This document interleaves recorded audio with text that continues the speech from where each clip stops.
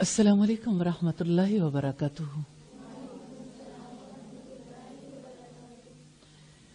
نحمده ونصلی علی رسولہ الکریم، اما بعد فاعوذ باللہ من الشیطان الرجیم، بسم اللہ الرحمن الرحیم، رب اشرح لی صدری وَيَسِّرْ لِي أَمْرِي وَاحْلُلْ عُقْدَةً مِّن لِّسَانِي يَفْقَهُوا قَوْلِي۔ دنیا میں ایک دور ایسا تھا جب انسان کا اتنا بڑا دشمن بن چکا تھا، چھوٹی سی بات پر جب طیش آتا، غصہ آتا تو غصے میں دوسرے کی جان لے لیتا اور کوئی انصاف کرنے والا نہیں تھا۔ دور ایسا تھا جہاں انسان قتل ہوتے تھے، وہاں باپ کے ہاتھوں بیٹیاں دفن ہوتی تھیں۔ ایسا دور جہاں عورت کو انسان نہیں سمجھا جاتا تھا۔ اپنے ہی شوہر کا بیٹا، ستیلا بیٹا، اگر ستیلی ماں پر کپڑا ڈال دیتا تو اسے اپنی بیوی بنا لیتا، اور وہ اس سلسلے میں احتجاج کا کوئی حق نہیں رکھتی تھی، اس سے کوئی رائے بھی نہیں لینا چاہتا تھا۔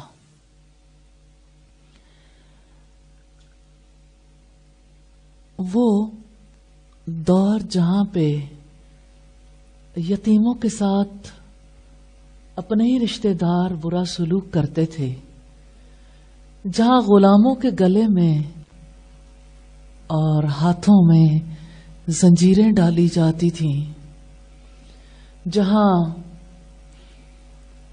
سود کا ایسا نظام قائم تھا جس کی وجہ سے نسل در نسل لوگ غلام ہو جایا کرتے تھے۔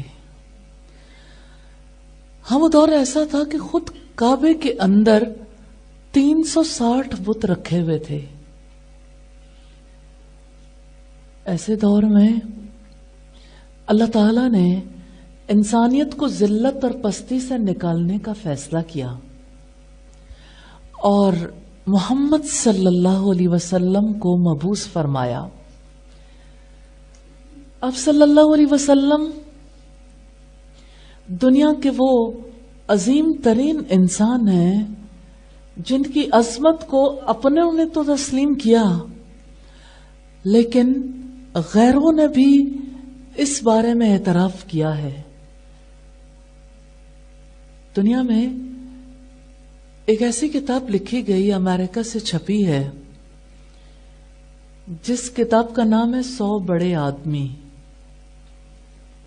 100 بڑے آدمیوں میں سے نمبر 1 پر محمد رسول اللہ صلی اللہ علیہ وسلم کو رکھا گیا، اور رکھنے والے عیسائی تھے، اس لیے کہ آپ صلی اللہ علیہ وسلم نے حقیقتاً ایسی حیات گزاری ہے اور ایسی تعلیمات دی ہیں جس کی وجہ سے انسانیت کو وہ نفع پہنچا ہے جو کسی اور سے نہیں پہنچ پایا۔ ہم محمد صلی اللہ علیہ وسلم کی زندگی کے بارے میں کچھ چیزوں کو تو جانتے ہیں، لیکن ایسا جاننا جس کی وجہ سے محبت ہو جائے، جس کی وجہ سے ان کو فالو کرنے کے قابل ہو جائیں، جس کی وجہ سے اللہ تعالیٰ کو راضی کرنے کے قابل ہو جائیں، اس کی ہمیشہ ضرورت باقی رہتی ہے۔ اب صلی اللہ علیہ وسلم کی سیرت کے حوالے سے یہ ایک سیریز ہے جس کا آغاز ہم آج کے دن سے کرنا چاہ رہے ہیں۔ اس سیریز میں 5 اینگلز ہوں گے جن پر ہم ہر نشست میں بات چیت کریں گے۔ ایک تو واقعات سیرت، دوسرے عظیم انسان، عظیم کام جس نے سر انجام دیا، وہ جس ماحول میں رہتے تھے لوگ ان کی روشنی سے فیض حاصل کرتے تھے. جب آپ پیدا ہوئے تب کن لوگوں کے درمیان تھے؟ اراؤنڈ محمد صلی اللہ علیہ وسلم خواتین بھی تھیں، بچے بھی تھے، نوجوان بھی تھے، بوڑھے بھی تھے. آپ اچھے طریقے سے جانتے ہیں قریب رہنے والے بہت نفع اٹھاتے ہیں، اور قریب رہنے والوں کی بات زیادہ قابل قبول بھی ہوتی ہے اگر وہ گواہی دیں. جیسے سیدہ خدیجہ کی گواہی اس اعتبار سے بہت معتبر ہے کہ سیدہ خدیجہ نے آپ صلی اللہ علیہ وسلم کے ساتھ زندگی کے 15 برس گزار لیے تھے، اور ان 15 برسوں میں انہوں نے جو کچھ آپ میں پایا وہ ایسے الفاظ میں بیان کیا کہ دنیا اس کی مثال پیش کرنے سے قاصر ہے. تو دوسرے حصے میں ہم دیکھیں گے اراؤنڈ محمد صلی اللہ علیہ وسلم جو ہستیاں رہیں. ہر بار ہر نشست میں ہم نئے لوگوں کے بارے میں دیکھیں گے. ہمارا کچھ وقت اس مقصد کے لیے بھی ہوگا کہ ہم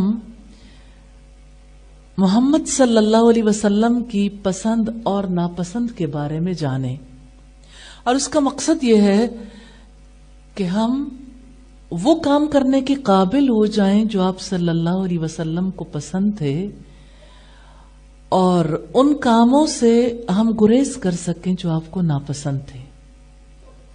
چوتھی چیز جس کے بارے میں ہم دیکھیں گے وہ کلمات رسول صلی اللہ علیہ وسلم ہے. آپ کے وہ کلمات جن کی وجہ سے آپ کو جوامع الکلم کہا جاتا ہے. بہت خوبصورت باتیں ہمارے نبی کی باتیں، وہ باتیں جو کتابوں میں ہیں، وہ باتیں ہمارے دل تک کیسے پہنچے، ہم اپنے دل پر کیسے ان باتوں کو لکھ لیں کہ ہماری زبانیں انہیں دہرائیں اور ہمارے اعمال اس کے مطابق بدل جائیں. تو انشاءاللہ وہ کلمات یاد کرنے کی کوشش کریں گے. اور پانچویں چیز جو ہم رسول اللہ صلی اللہ علیہ وسلم کی پسند کے حوالے سے دیکھیں گے اسی کے بارے میں رسول اللہ کی دعا، اس دعا کو ہم یاد کرنے کی کوشش کریں گے انشاءاللہ تعالی. سب سے پہلے آپ صلی اللہ علیہ وسلم کی ذات کے حوالے سے ارد گرد کے ماحول میں جو نشانیاں نمودار ہو رہی تھیں، آپ کی نبوت کی جو علامات ظاہر ہو رہی تھیں، آپ صلی اللہ علیہ وسلم کے بارے میں ارد گرد ایسے حالات و واقعات پیش آ رہے تھے جس سے سب کو محسوس ہو رہا تھا کچھ نیا ہونے والا ہے. میں اس سلسلے کا پہلا واقعہ آپ کے سامنے رکھنا چاہتی ہوں. آپ سب جانتے ہیں کہ اللہ تعالیٰ نے سیدہ ہاجرہ اور سیدنا اسماعیل علیہ السلام کو جو پانی عطا کیا وہ زمزم کے نام سے مشہور ہے. زمزم کا کنواں مکہ میں موجود تھا، لیکن بہت مدت گزر جانے کے بعد وہ کنواں رفتہ رفتہ بند ہو گیا. کنویں کے اندر پانی موجود تھا لیکن اس پانی سے لوگ نفع نہیں اٹھا پاتے تھے. آہستہ آہستہ کنویں کی جگہ آنے والی نسلوں سے فراموش ہو گئی. جب اللہ تعالیٰ نے اپنے حبیب محمد صلی اللہ علیہ وسلم کو بھیجنے کا ارادہ کیا تو ایک نشانی ظاہر کی. اب اس کنویں کا پانی بھی باہر آنے کے لیے بےتاب ہو گیا. اللہ تعالیٰ کے حکم کے مطابق تو زمزم کے کنویں کی کھودائی کے لیے آپ کے دادا کو بار بار خواب دکھایا گیا. اس خواب کے بعد اس جگہ کو آپ کے دادا نے خوب اچھے طریقے سے پہچان لیا تو انہوں نے چاہا کہ اس کی کھدائی کریں، لیکن آپس کا اختلاف ہو گیا کیونکہ قریش چاہتے تھے کہ یہ سعادت محض عبد المطلب اور اس کے اہل خانہ کے درمیان ہی نہ گردش کرتی رہے، اس سعادت کو ہم بھی حاصل کریں۔ میں ایک لمحے کے لیے آپ کو اس دور میں لے جانا چاہتی ہوں جہاں رسول اللہ صلی اللہ علیہ وسلم کی جدہ قبیلہ بنو جرہم سے یہ کہتے ہوئے نظر آتی ہیں، جب انہوں نے یہ کہا تھا کہ ہم آپ کے پاس رہائش اختیار کرنا چاہتے ہیں، تو سیدہ ہاجرہ نے کہا تھا ٹھیک ہے آپ رہائش رکھ سکتے ہیں لیکن پانی پر میرا حق ہوگا۔ ایک بار پھر تاریخ اپنے آپ کو دہراتی ہے، کیسے میں واقعہ آپ کے سامنے رکھنا چاہتی ہوں۔ شیخ ابراہیم نے اپنی کتاب میں لکھا ہے نبی کریم صلی اللہ علیہ وسلم کے بارے میں، آپ کے دادا محترم عبد المطلب کے بارے میں، وہ سیدنا علی رضی اللہ تعالیٰ عنہ سے روایت کرتے ہیں، ایک صحیح روایت میں ہے، سیدنا علی فرماتے ہیں سیدنا علی کے بھی دادا تھے آپ صلی اللہ علیہ وسلم کے دادا، کیونکہ دونوں چچا زاد بھائی تھے۔ کہتے ہیں کہ عبد المطلب نے بیان کیا کہ میں حتیم میں سو رہا تھا۔ حتیم کے بارے میں آپ جانتے ہیں بیت اللہ کا وہ حصہ ہے جسے سرمایہ کی کمی کی وجہ سے قریش نے بغیر تعمیر کیے چھوڑ دیا تھا۔ آپ چوکور یعنی 4 ایک جیسی دیواروں والے گھر کو دیکھتے ہو جسے خانہ کعبہ کہتے ہیں، بیت اللہ، اس کے ساتھ ایک دیوار ہے جو باہر کی طرف چھوڑی گئی ہے جس کے اندر جا کے لوگ نماز ادا کرتے ہیں اور دعائیں کرتے ہیں، اور اللہ تعالیٰ کی بڑی حکمت ہے کہ کعبہ کے اندر تو سب لوگ نہیں جا سکتے لیکن حتیم میں جانا اللہ تعالیٰ ممکن بنا دیتے ہیں۔ آپ لوگوں میں سے بھی بہت سے لوگ ہوں گے جو حتیم میں گئے ہوں گے الحمدللہ، تو وہی مقام ہے جو حضرت ابراہیم علیہ السلام نے اللہ تعالیٰ کا گھر بنایا تھا۔ اب حتیم میں آپ کے دادا محترم سو رہے ہیں اور کہتے ہیں کہ میرے پاس خواب میں ایک شخص آیا، اس نے مجھ سے کہا طیبہ کو کھودیے۔ میں نے پوچھا طیبہ کیا چیز ہے؟ اس شخص نے کوئی جواب نہیں دیا اور چلا گیا۔ طیبہ کے معنی ہے پاکیزہ ہونا، عمدہ ہونا، خوشبودار ہونا۔ کہتے ہیں اگلے روز میں پھر سو گیا تو وہی شخص میرے پاس آیا اور کہنے لگا برہ کو کھودیے۔ برہ کے معنی ہے بھلی، پاکیزہ۔ میں نے پوچھا برہ کیا چیز ہے؟ اس نے کوئی جواب نہیں دیا اور واپس چلا گیا۔ اگلے دن میں پھر اسی مقام پر سویا، پھر ایک شخص میرے پاس آیا اور کہنے لگا مظنونہ کو کھودیے۔ مظنونہ کے معنی ہے بیش قیمت، عمدہ چیز جسے انسان سنبھال کر رکھتا ہے اور کسی دوسرے کو دینا پسند نہیں کرتا۔ میں نے پوچھا مظنونہ کیا چیز ہے؟ پھر وہ کچھ کہے بغیر واپس چلا گیا۔ اگلے روز میں پھر اسی جگہ پر آیا، سویا، وہ پھر میرے پاس آیا، کہنے لگا زمزم کو کھودیے۔ میں نے پوچھا زمزم کیا چیز ہے؟ اب اتنا زمانہ گزر چکا تھا کہ لوگ زمزم کو ہی بھول چکے تھے۔ اس نے جواب دیا زمزم وہ کنواں ہے جس کا پانی ختم نہیں ہوگا، وہ حاجیوں کو سیراب کرے گا، وہ گوبر اور خون کے درمیان ہوگا۔ جانتے ہیں اس کا مطلب کیا ہے؟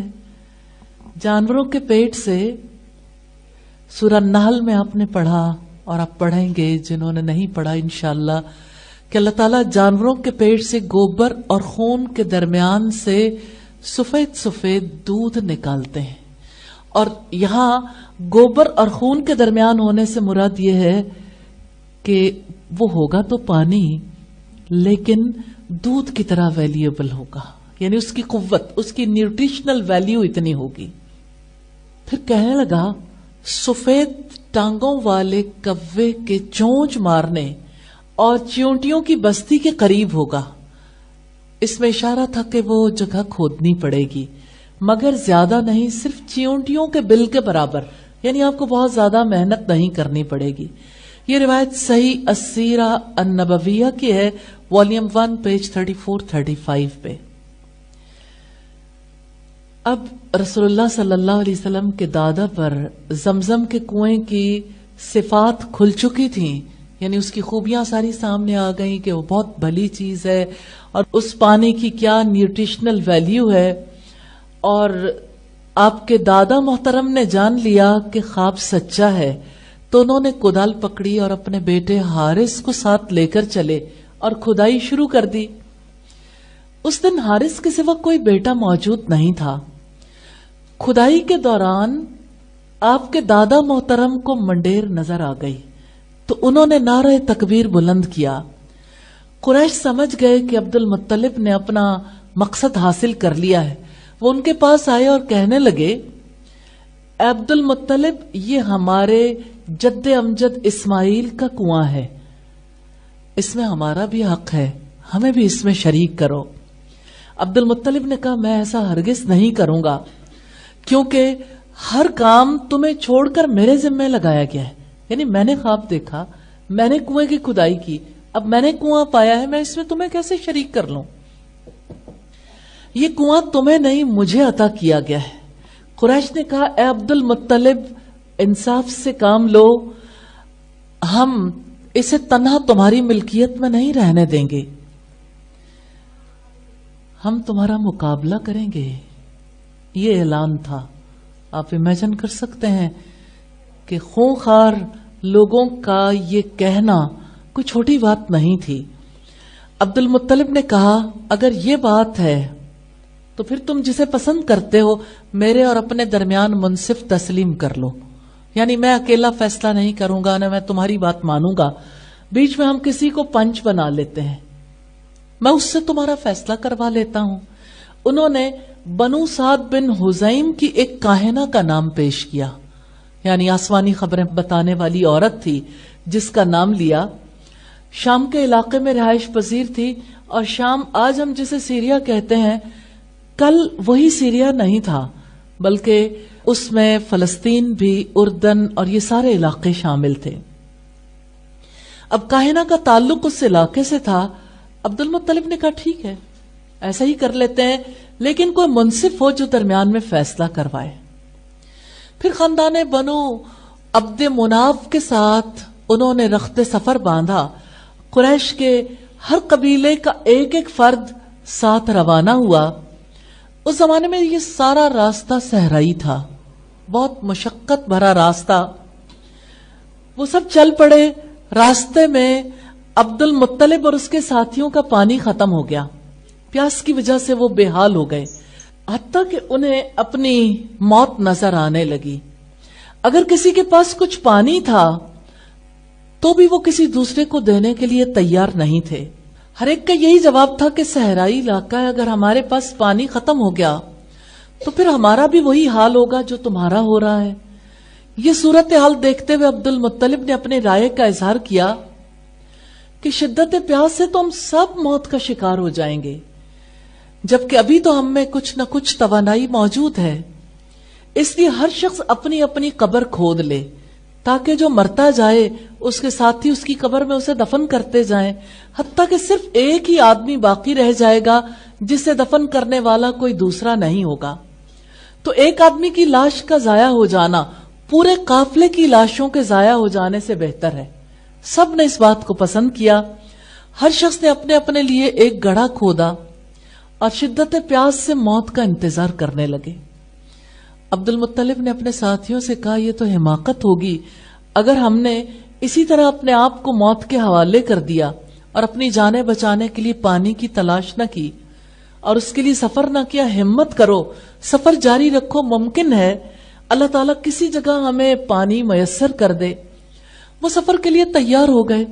جب عبد المطلب نے اپنی سواری کو اٹھایا تو اس کے پاؤں کے نیچے سے شیریں پانی کا چشمہ پھوٹ نکلا.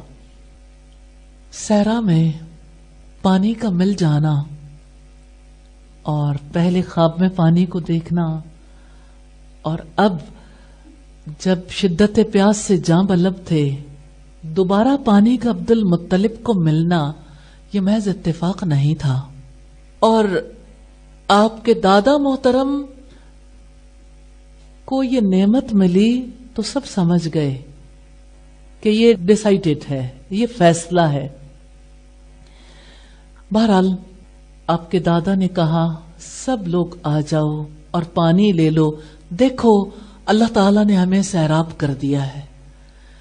سب لوگ آئے، سب نے پانی پیا، اپنے مشکیزے بھرے اور ایک آواز میں کہا اے عبد المطلب، اللہ کی قسم اللہ تعالیٰ نے ہمارے مقابلے میں آپ کے حق میں فیصلہ کر دیا ہے، اللہ کی قسم اب زمزم کے بارے میں ہم آپ سے کبھی جھگڑا نہیں کریں گے۔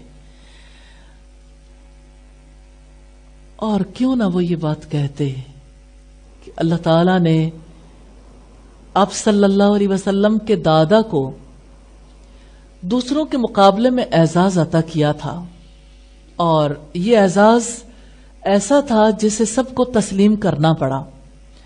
لوگوں نے کہا کہ جس اللہ نے جنگل میں آپ کو پانی عطا کیا ہے وہی رب آپ کو زمزم کنواں دینا چاہتا ہے، چلو خیر و برکت کے ساتھ زمزم کی طرف واپس چلیں۔ کاہنہ کے پاس جانے کی بجائے ڈیسیژن صحرا میں ہی ہو گیا، سب نے مان لیا کہ زمزم آپ ہی کا حق ہے، یعنی آپ کے دادا محترم کا۔ یوں سب لوگ واپس آ گئے اور اس طرح سے کہ زمزم کے حق سے دستبردار ہو گئے۔ تو یہ روایت سیدنا علی کی ہے، اور اس روایت کو ابتدائی سیرت نگاروں نے لکھا ہے، جیسے سیرت ابن ہشام میں والیوم 1 پیج 151 سے 153 پر آپ دیکھ سکتے ہیں۔ اسی طرح سے ابن اسحاق کی کتاب میں بھی اس کا تذکرہ ملتا ہے، اور دلائل النبوہ میں بھی اس کا تذکرہ ملتا ہے، کیونکہ نبی صلی اللہ علیہ وسلم کی نبوت کی علامات میں سے ایک علامت ہے کہ آپ کے خاندان کو وہ پانی ایک بار پھر عطا کر دیا گیا۔ الحمدللہ۔ حقیقت یہ ہے کہ زمزم کا پانی بڑا مبارک ہے۔ نبی صلی اللہ علیہ وسلم نے اس کے بارے میں فرمایا انہا مبارکتن انہا طعام طعم، یہ آب زمزم بہت بابرکت ہے اور خوراک کا کام دیتا ہے۔ کتنے ہی لوگ ہیں جو حج اور عمرہ کرنے جاتے ہیں، سم ٹائمز ایسا ہوتا ہے کسی کے پاس، جیسے ایک خاتون نے مجھے بتایا کہ میرے پاس جو پیسے تھے ابتدائی طور پر ہی میری جو اماؤنٹ تھی وہ گم گئی، اور اس کے بعد میرے پاس کھانے کو بھی کچھ نہیں تھا، اور میں کسی کے آگے ہاتھ نہیں پھیلانا چاہتی تھی، تو میں نے زمزم پر گزارا کیا، اور جتنا عرصہ تھا میں نے صرف زمزم پیا اور میری صحت پہلے سے زیادہ بہتر ہو گئی۔ حقیقت یہ ہے کہ جیسے گوبر اور خون کے درمیان سے دودھ نکلتا ہے، اس کے اندر قوت ہوتی، کمپلیٹ ڈائٹ ہے۔ زمزم کے بارے میں ریسرچز ہمیں بتاتی ہیں، حالانکہ عام پانی ہے، اور یہ نان مسلمز ہیں، اس پر ریسرچ کرنے والے جو بتاتے ہیں واقعتاً یہ خوراک ہے۔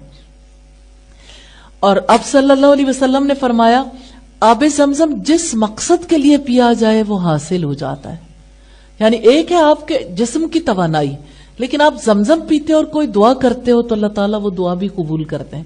اگر تم حصول شفا کے لیے پیو گے اللہ تعالیٰ شفا عطا فرمائے گا، اگر بھوک مٹانے کے لیے پیو گے اللہ تعالیٰ تمہاری بھوک مٹا دے گا، پیاس بجھانے کے لیے پیو گے اللہ تعالیٰ تمہاری پیاس بجھا دے گا۔ یہ حضرت جبریل علیہ السلام کی ایڑی کی ضرب کے ساتھ نمودار ہوا، اور اللہ تعالیٰ کی جانب سے حضرت اسماعیل علیہ السلام کی سیرابی کا سامان تھا۔ یہ روایت صحیح بخاری کی ہے، حدیث نمبر 3364 ہے۔ ایک چیز جو صحیح بخاری کے حوالے سے میں ملتی ہے وہ یہ کہ یہ شاید سیدنا جبریل علیہ السلام کا پر تھا، پر ہے یا ایڑی اس کے بارے میں اختلاف ہے، لیکن سیدنا جبریل علیہ السلام نے ہی اللہ تعالیٰ کے حکم سے زمین پر اپنی ایڑی یا اپنا پر مارا اور پانی نکل آیا۔ ہم دیکھ رہے تھے نبی صلی اللہ علیہ وسلم کی آمد سے پہلے کے اشارات، وہ علامات جس کی وجہ سے پتہ چل رہا تھا اس گھرانے میں کوئی خاص واقعہ رونما ہونے والا ہے۔ اب صلی اللہ علیہ وسلم جس برس پیدا ہوئے اس سے کچھ ماہ پہلے کا واقعہ ہے۔ ابرہہ جو تھا وہ حبشی تھا اور صنعاء سے تعلق رکھتا تھا۔ مفسرین نے بھی اس واقعے کو نقل کیا ہے، خود قرآن حکیم میں اللہ پاک نے اس واقعے کو ذکر کیا ہے، اور اس واقعے کا تذکرہ سیرت کی کتب میں بھی ملتا ہے۔ موسٹ اتھینٹک چیز اللہ تعالیٰ کی کتاب میں آئی ہے سورہ الفیل، الم تر کیف فعل ربک باصحاب الفیل، کیا آپ نے نہیں دیکھا کہ آپ کے رب نے ہاتھی والوں کے ساتھ کیا سلوک کیا؟ الم یجعل کیدہم فی تضلیل، کیا اس نے ان کی تدبیر کو بیکار نہیں کر دیا؟ وارسل علیہم طیرا ابابیل، اور اس نے ان پر جھنڈ کے جھنڈ پرندے بھیجے۔ سبحان اللہ۔ ترمیہم بحجارۃ من سجیل، جو ان پر کھنگر کی کنکریاں پھینک رہے تھے۔ فجعلہم کعصف مأکول، پھر اللہ تعالیٰ نے انہیں کھائے ہوئے بھوسے کی طرح کر دیا۔ سورہ الفیل ہمارے یہاں بچوں کو بھی ابتدائی طور پر سکھا دی جاتی ہے۔ الحمدللہ بڑے بھی اس کو پڑھتے ہیں۔ نبی صلی اللہ علیہ وسلم کی پیدائش کا سال، یعنی چند مہینے پہلے کی بات ہے جب یہ واقعہ ہوا، اور فوراً بعد آپ صلی اللہ علیہ وسلم کی پیدائش ہوئی، تو آپ صلی اللہ علیہ وسلم کی پیدائش کے سال میں یہ واقعہ رونما ہونا دراصل یاد دہانے کے لیے تھا، کیونکہ اس واقعے کو عرب فراموش نہیں کر پائے تھے۔ آئیے ایک بار اسی صورت کو دہراتے ہیں، لیکن آج کا دہرانا عام حالات سے مختلف ہے، کیونکہ آج کا دہرانا سیرت رسول صلی اللہ علیہ وسلم کے حوالے سے ہے۔ تو آئیے الفاظ دہراتے ہیں۔ أَلَمْ تَرَ كَيْفَ فَعَلَ رَبُّكَ بِأَصْحَابِ الْفِيلِ أَلَمْ يَجْعَلْ كَيْدَهُمْ فِي تَضْلِيلٍ وَأَرْسَلَ عَلَيْهِمْ طَيْرًا أَبَابِيلَ تَرْمِيهِمْ بِحِجَارَةٍ مِّن سِجِّيلٍ فَجَعَلَهُمْ كَعَصْفٍ مأکول۔ عجیب واقعہ جس کے بارے میں اللہ پاک نے اس وقت رسول اللہ صلی اللہ علیہ وسلم کی اونٹنی سے ایسا کام کروایا جب آپ صلح حدیبیہ کے لیے مکہ سے 8 میل کے فاصلے پر موجود تھے۔ آپ کی اونٹنی قصوہ بیٹھ گئی اور وہ اٹھتی نہیں تھی۔ صلح حدیبیہ والے سفر میں جب مکہ کی جانب جا رہے تھے، اس گھاٹی پر آپ پہنچے جس کا راستہ مکہ کی طرف اترتا تھا، تو آپ کی اونٹنی کو صحابہ کرام بیٹھنے کے بعد بار بار کہہ رہے تھے حل حل، اٹھانے کے لیے بار بار آوازیں دے رہے تھے۔ تو لوگوں نے اونٹنی کے بارے میں ریمارکس دیے کہ قصوہ، رسول اللہ صلی اللہ علیہ وسلم کی اونٹنی کا نام ہے کہ وہ ضد کر گئی ہے، اڑ گئی ہے۔ تو آپ صلی اللہ علیہ وسلم نے فرمایا قصوہ نہیں اڑی، نہ اس کی یہ عادت ہے، بلکہ اس ذات نے اسے روکا ہے جس نے مکہ میں ہاتھی والوں کو روکا تھا۔ سبحان اللہ۔ تو آپ صلی اللہ علیہ وسلم نے کس طرح سے اس واقعے کی جانب اشارہ کیا۔ صحیح بخاری کی حدیث کا نمبر ہے 2731، اس کا نمبر ہے 2731۔ اس واقعے کا تذکرہ ہمیں امام ابو حاتم کی کتاب السیرہ النبویہ میں ملتا ہے کہ ایک بادشاہ جس کا نام ابرہہ تھا۔ آپ میں سے کتنے لوگ جانتے ہیں کہ ابرہہ کا اصل وطن کون سا تھا؟ کیا آپ جانتے ہیں ابرہہ کہاں کا رہنے والا تھا؟ ابرہہ حبشہ کا رہنے والا تھا، لیکن اس نے یمن پر قبضہ کر لیا تھا، یعنی جنگ کی اور جنگ میں تسلط حاصل کر لیا۔ سنا میں اس نے ایک گرجا تعمیر کروایا اور اس کا نام القلیس رکھا۔ اس کا منصوبہ یہ تھا کہ سب لوگ حج کرنے کے لیے بیت اللہ کی طرف رخت سفر باندھتے ہیں، اور وہاں ظاہر ہے کہ صرف لوگ عبادت کرنے نہیں جاتے تھے، بہت بڑی تجارت بھی ہوتی تھی۔ تو اس کا جی چاہتا تھا کہ تجارت کا جو نفع اہل مکہ کو ہو رہا ہے وہ نفع اہل صنعا کو ہو جائے، اس لیے اس نے یہ منصوبہ بنایا کہ عربوں کے حج کا رخ اس کی جانب پھیر دے۔ اس وجہ سے اس نے طے کیا تھا کہ میں مکہ میں جا کر اس گھر کو ہی ڈھا دوں گا۔ اور پھر یوں ہوا کہ حمیر کا ایک بادشاہ تھا جس کا نام ذو نفر تھا، وہ اپنی وفادار قوم کو لے کر ابرہہ کے مقابلے کے لیے نکلا مگر اسے شکست کا سامنا کرنا پڑا. جب اسے گرفتار کر کے ابرہہ کے سامنے پیش کیا گیا تو ذو نفر نے اس سے درخواست کی کہ مجھے قتل نہ کریں، میں آپ کے کام آ جاؤں گا. تو ابرہہ نے اسے زندہ رکھا اور قتل کرنے کی بجائے قید کر لیا. پھر ابرہہ کعبے کی جانب روانہ ہوا. جب خثم قبائل کے قریب پہنچا تو نفیل بن حبیب نے کچھ یمنی قبائل اپنے ساتھ ملا کر جنگ کی، لیکن ابرہہ نے انہیں بھی شکست دے دی. نفیل نے بھی وہی بات کی جو اس سے پہلے کے ساتھی نے کی تھی. اس نے بھی کہا مجھے قتل نہ کرنا، میں تمہارے کسی وقت کام آ جاؤں گا اور میری قوم بھی تمہاری فرما بردار ہے اور آپ کا ان پر مکمل کنٹرول ہوگا. اگر آپ نے مجھے زندہ رکھا تو میں اپنی قوم کو آپ کے ساتھ جنگ کرنے سے باز رکھوں گا. ابرہہ نے اسے بھی زندہ چھوڑ دیا اور پھر یہ ہوا کہ نفیل نے اس کی رہنمائی کی. ظاہر ہے کہ اس دور میں وہ روڈز کی صورتحال ایسی نہیں تھی اور نہ ہی ایسی صورتحال تھی جس کی وجہ سے اس کے لیے آسانی سے پہنچنا ممکن ہو جاتا. اس لیے راستے سے وہ لوگ گائیڈ لیا کرتے تھے. ابرہہ اسی طرح سے گائیڈ لیتے لیتے طائف جا پہنچا.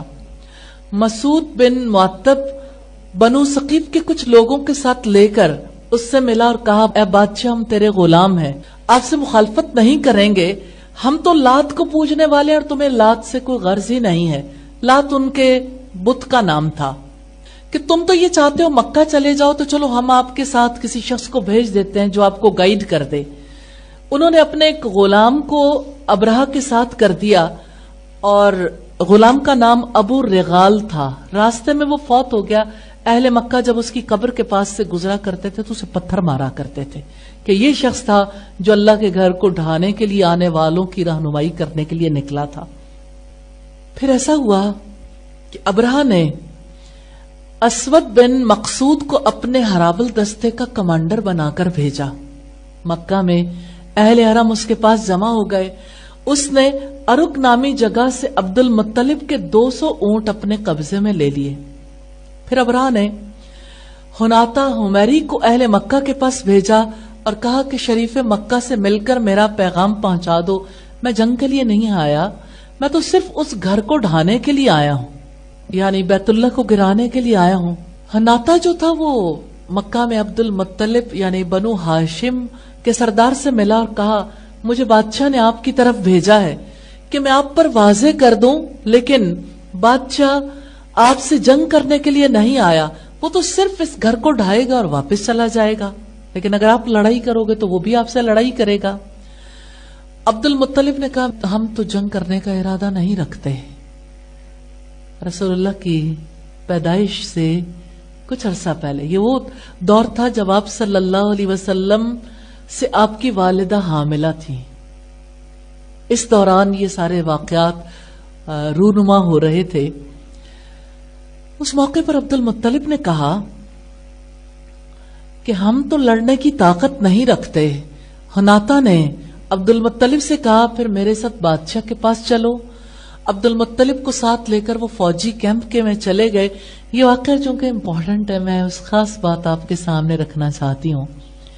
عبد المطلب جب وہاں پہنچے تو بادشاہ کے ساتھ بات چیت ہوئی تو عبد المطلب نے کہا کہ دیکھو ہم تو آپ کے ساتھ لڑنا نہیں چاہتے، آپ میرے اونٹ واپس کر دو.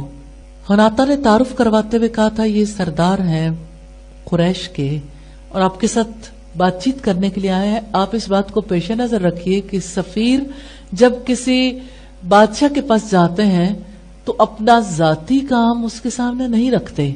یہ قدیم دور کے عربوں نے بھی سیکھ رکھا تھا. اس نے کہا کہ دیکھیں میں تو آپ کے پاس اس لیے آیا ہوں کہ آپ میرے اونٹ واپس کر دیں. تو ابرہہ نے کہا مجھے افسوس ہے کہ آپ اس گھر کے بارے میں بات کرنے کی بجائے مجھ سے اونٹوں کی بات کر رہے ہو. رسول اللہ کے دادا نے کہا جس کا گھر ہے وہ اپنے گھر کی خود حفاظت کرنا جانتا ہے اور وہ اس کی حفاظت کر لے گا. تم میرے اونٹ مجھے واپس کر دو. بلیو ہے بہرحال اس بات کو بھی اپنی جگہ پہ دیکھنے کی ضرورت ہے کہ بیلیف کتنا سٹرونگ ہے کہ یہ اللہ تعالیٰ کا گھر ہے. اگرچہ اس بیلیف میں، اس عقیدے میں خرابی آ گئی تھی کہ وہ بتوں کی پرستش کرتے تھے اور عبادت کے طور طریقے بھی بدل گئے تھے، لیکن اللہ تعالیٰ کی ذات پر پختہ یقین تھا کہ وہ اپنے گھر کی حفاظت کر سکتا ہے. تو عبد المطلب سے گفتگو کرنے کے بعد اونٹ واپس کر دیے گئے اور ابرہہ نے مکہ جانے کے لیے لشکر کو تیار کر لیا. ابرہہ کے ساتھ ہاتھیوں کی بہت بڑی تعداد تھی جس پر اس کا لشکر سوار تھا. پھر یوں ہوا کہ جس وقت لشکر چلنے لگا تو اس نے اپنے ہاتھی پر ضروری سامان رکھوا دیا، لیکن ہاتھی تھا کہ ٹس سے مس ہی نہیں ہوتا تھا. لوگوں نے اس کے سر پر ہتھوڑے بھی مارے لیکن وہ چلنے کے لیے تیار نہیں تھا. ہر حربہ آزمایا گیا. جب اس کا رخ یمن کی طرف کرتے تو وہ دوڑنے لگتا، مکہ کی طرف کرتے تو وہ کسی قیمت پر آگے جانے کے لیے تیار نہیں تھا.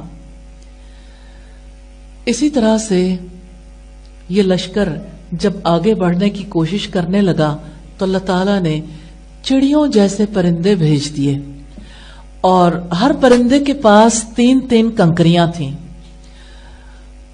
2 ان کے پنجوں میں تھی. آپ امیجن کر کے دیکھیے، ہر پنجے میں بھی کنکر ہے اور چونچ میں بھی کنکر ہے. جس کو وہ کنکر لگتا تھا نومینیٹڈ ہوتا تھا، اس کنکر کے لگتے ہی ہلاک ہو جاتا تھا. اس طرح فوج کے خاصے سپاہی مارے گئے اور جو بچ گئے انہوں نے واپس بھاگنا شروع کر دیا. ابرہہ کے لشکریوں نے تیزی سے واپس جانا شروع کیا. کہیں نہ کہیں کوئی گرتا اور مر جاتا تھا. اللہ تعالیٰ نے ابرہہ کے جسم میں ایک بیماری پیدا کر دی جس سے اس کا ایک پور گرنے لگا. جب وہ واپس پہنچا تو ایک چوزے کی طرح رہ چکا تھا، یعنی اس کا جسم اتنا زیادہ کم ہو چکا تھا. اسی حالت میں وہ مر گیا. ابن اسحاق نے اپنی سیرت میں یہ بیان کیا ہے کہ عبد المطلب نے، یعنی رسول اللہ کے دادا نے، کعبے کے دروازے کا کنڈا پکڑ کر اللہ تعالیٰ سے دعا کی تھی ابرہہ اور اس کے لشکر کے مقابلے کے لیے. اشعار پڑھے تھے: اللہ، ہر بندہ اپنے گھر کی حفاظت کرتا ہے، تو بھی اپنے گھر کی حفاظت فرما. کل ان کی صلیب اور تیری تدبیر دونوں کا مقابلہ ہے، تیری تدبیر ان پر غالب آ جائے. اگر تو انہیں اور ہمارے قبلے کو اپنے حال پر چھوڑنا چاہتا ہے تو تیری مرضی، تو جو چاہے کر. دعا میں ایک یقین نظر آتا ہے کہ قوت اللہ تعالیٰ کے ہاتھ میں ہے، وہ حفاظت کر سکتا ہے. اللہ تعالیٰ پر بھروسہ کرنے کے بعد عبد المطلب نے اہل مکہ سے کہا کہ آپ لوگ ارد گرد کے پہاڑوں پر چڑھ جاؤ کہ میں نے اللہ سے دعا کر لی ہے، وہ اپنے گھر کی خوب حفاظت کرنے والا ہے، آپ اپنی جان بچا لو. پھر اسی طرح سے ابرہہ کا لشکر ہلاک ہو گیا. اس واقعے سے ہمیں بہت سے اسباق بھی ملتے ہیں. ایک تو کعبۃ اللہ کے بارے میں ہمیں پتہ چلتا ہے کہ اللہ تعالیٰ نے اسے کتنی بڑی فضیلت عطا کی ہے. دوسرے یہ کہ اللہ تعالیٰ اپنے گھر کی خود حفاظت کرنے والا ہے، اور کعبہ دین ابراہیمی کے باقیات میں سے تھا، یعنی اللہ تعالیٰ کی پہچان کا ایک اہم ذریعہ. اور یہ بھی پتہ چلتا ہے کہ اہل مکہ نے کس طرح سے اللہ تعالیٰ کے گھر کی حفاظت کرنے کے لیے ذمہ داری اللہ تعالیٰ ہی کو سونپی تھی. اگرچہ اس گھر کے حوالے سے وہ عزت بھی چاہتے تھے اور سینکڑوں برس سے اس قبلے کی وجہ سے لوگ ان کی عزت کرتے چلے آ رہے تھے، لیکن جب وقت آیا تو انہوں نے یہ معاملہ اللہ تعالیٰ ہی کے حوالے کر دیا. امام رازی اس آیت کی تفسیر کرتے ہوئے لکھتے ہیں: الم یجعل کیدہم فی تضلیل، کہ قید کے معنی ہوتے ہیں خفیہ طریقے سے دوسرے کو نقصان پہنچانا، خفیہ تدبیر. تو خفیہ تدبیر یہ تھی کہ بظاہر وہ جنگ کرنا چاہتا تھا، کعبے کو ڈھانا چاہتا تھا، لیکن اصلاً وہ اپنی تجارت بڑھانا چاہتا تھا، اصلاً وہ دنیا کا مفاد چاہتا تھا اور کعبے کی جگہ پہ اپنی حکومت کو مضبوط کرنا چاہتا تھا. عربوں سے حسد اور اہل مکہ کے ساتھ ناروا سلوک اور ان پر ظلم کرنے کی خواہش ابرہہ کو یہاں لے کر آئی. لیکن اس واقعے سے ہمیں یہ بھی پتہ چلتا ہے کہ مقدس اشیاء کی حفاظت اور اس کی خاطر قربانی کا جذبہ بہترین چیز ہے جو انسانی فطرت میں ودیت کی گئی ہے. اہل عرب نے اس مقدس گھر کی خود حفاظت نہیں کی، اس کے لیے یہ معاملہ انہوں نے رب ہی کے سپرد کر دیا. پھر ہم دیکھتے ہیں کہ جو بھی اپنے دین سے یعنی اللہ تعالیٰ کے دین سے غداری کرتا ہے اللہ تعالیٰ اس کا انتقام لے لیتا ہے. تاریخی اعتبار سے ہم دیکھتے ہیں نوح علیہ السلام کے دور میں رب العزت نے کس طریقے سے پانی کے ذریعے سے حضرت نوح کی مدد کی. ہود علیہ السلام کے دور میں ہوا کے ذریعے سے مدد کی گئی. قوم سمود پر ایک چنگھاڑ کافی ہو گئی. فرعون کے لیے اللہ پاک نے سمندر کو اس کا آخری مسکن بنا دیا اور ابرہہ کے لیے اللہ تعالیٰ نے چھوٹے چھوٹے پرندوں سے ہلاکت کا سبب اس تک پہنچا دیا. تو اللہ تعالیٰ نے ہر ایک کی رسی دراز کی ہے لیکن ہمیشہ کے لیے کسی کو ظلم کرنے کے لیے آزاد نہیں چھوڑا جاتا. علامہ جمال الدین قاسمی کہتے ہیں کہ اصحاب الفیل کا واقعہ بڑا مشہور ہے. اللہ تعالیٰ کی قدرت کی نشانیوں میں سے ایک عظیم نشانی ہے اور اللہ تعالیٰ کی ناراضگی کا مظہر ہے کہ جو بھی حرم کی طرف ٹیڑھی نگاہ سے دیکھے گا اللہ تعالیٰ اس کو کسی نہ کسی ابابیل سے کسی نہ کسی مٹر کے دانے جیسے پتھر سے ہلاک کروا سکتا ہے.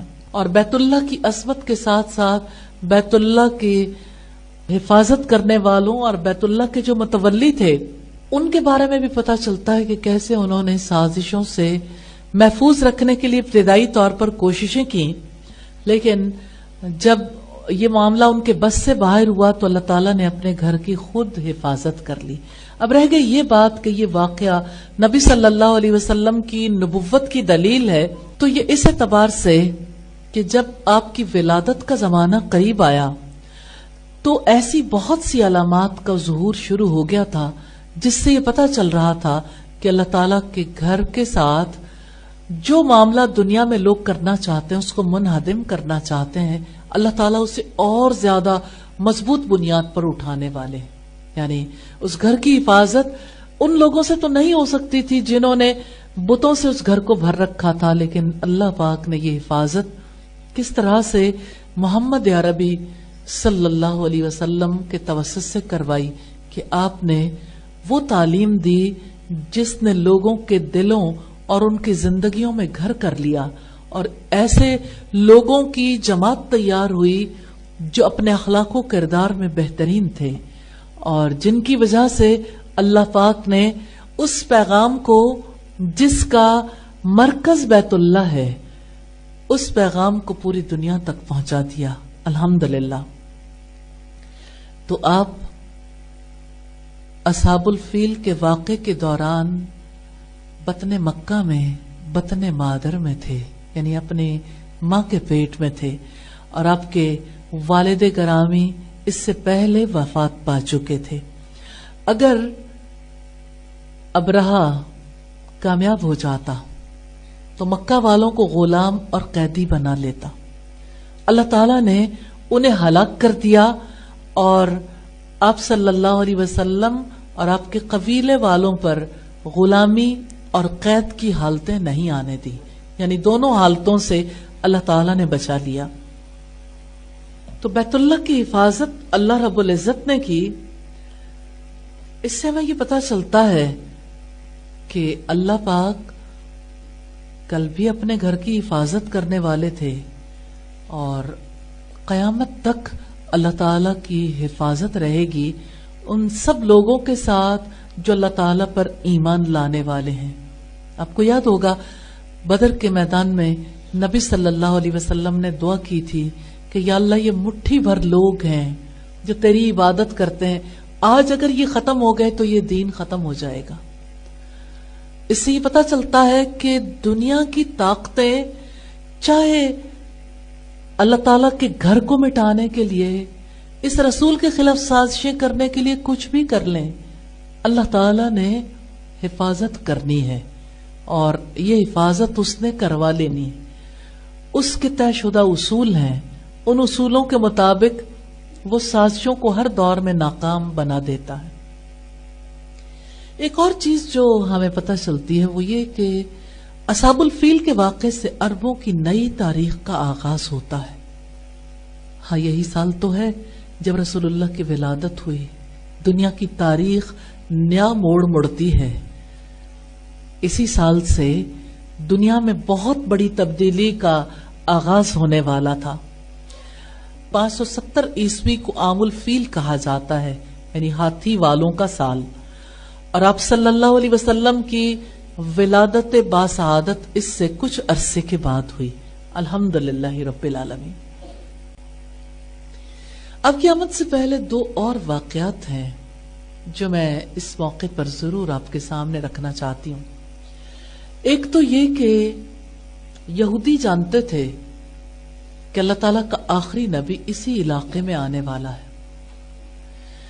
آپ کی ولادت سے پہلے یہودیوں نے ایک دوسرے کو ایک ستارہ دیکھ کر پکارا تھا کہ دیکھو وہ ستارہ طلوع ہو گیا ہے جس نے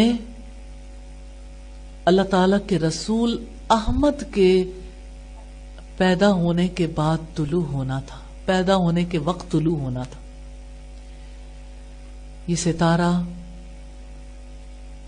نبی صلی اللہ علیہ وسلم کی آمد کی نشانی تھا۔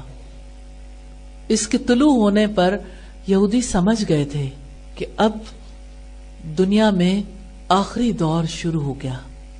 نبی صلی اللہ علیہ وسلم نے فرمایا کہ میں اور قیامت ان دو انگلیوں کی طرح ہے، کہاتین، ان دو انگلیوں کی طرح ہے کہ میرے بعد قیامت آئے گی، اب کوئی اور نبی آنے والا نہیں ہے، الحمدللہ رب العالمین۔ تو اب صلی اللہ علیہ وسلم کی نبوت کی بہت سی بشارتیں ہیں جو ہمیں پہلی کتابوں میں ملتی ہیں، جیسے ابراہیم علیہ السلام نے دعا کی تھی کہ اے ہمارے رب، ان میں ایسا رسول مبعوث فرمانا جو انہیں تیری آیات کی تلاوت کر کے سنائے، انہیں کتاب اور حکمت کی تعلیم دے اور ان کے نفوس کا تزکیہ کرے۔ ابراہیم علیہ السلام کے جانے کے سینکڑوں برس کے بعد اللہ تعالیٰ وہ وقت لے آیا تھا جس وقت میں آپ صلی اللہ علیہ وسلم نے پیدا ہونا تھا۔ دعا رائگاں نہیں جاتی، یا تو اسی وقت قبول ہو جاتی ہے یا کچھ عرصے تک پوسٹ پون کی جاتی ہے، یا اللہ تعالیٰ اسے آخرت کے لیے اجر عطا کرنے کے لیے رکھ لیتے ہیں۔ اسی طرح آپ صلی اللہ علیہ وسلم کی آمد سے پہلے حضرت عیسیٰ علیہ السلام نے آپ کی آمد کی خوشخبری دی تھی۔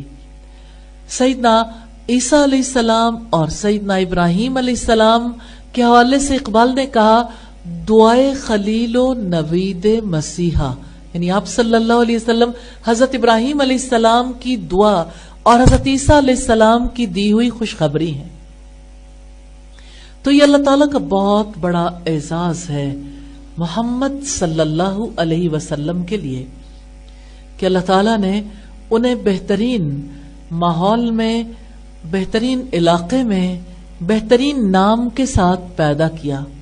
میں ولادت نبوی سے پہلے آپ صلی اللہ علیہ وسلم کے بارے میں اس عظیم آیت کو آپ کے سامنے رکھنا چاہتی ہوں۔